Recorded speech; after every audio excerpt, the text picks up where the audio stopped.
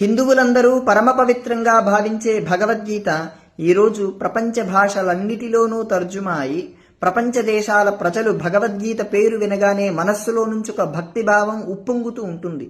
దీనికి కారణం భగవద్గీత ఎవరు చదివినా అర్థమైపోతూ ఉంటుంది.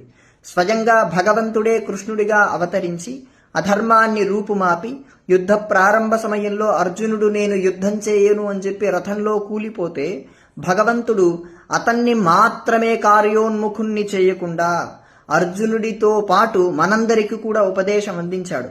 యుద్ధాయ కృతనిశ్చయః తతో యుధ్యస్వ భారత అని చెప్పి అర్జునుణ్ణి కార్యోన్ముఖుణ్ణి చేసి మనందరినీ కూడా ఈ ఫలితాల వెంట స్వర్గాల వెంట వంటి మాత్రమే కాకుండా ఫలితం ఆశించకుండా కర్మ చెయ్యని చెప్పి భగవంతుడు మనల్ని కర్తవ్యం వైపు నడిపించాడు.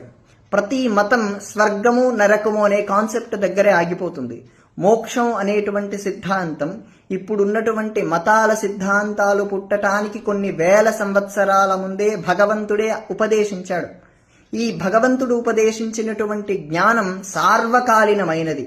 అదొక 1000 సంవత్సరాలు 10,000 సంవత్సరాలు 1,00,000 సంవత్సరాలకు మాత్రమే పరిమితమైనది కాదు. కొన్ని కోట్ల సంవత్సరాల తర్వాత కూడా కొన్ని లక్షల సంవత్సరాల తర్వాత కూడా భగవద్గీతను చదివితే అప్పటికున్న జ్ఞానమే లభిస్తుంది. అది భగవద్గీత యొక్క గొప్పతనం.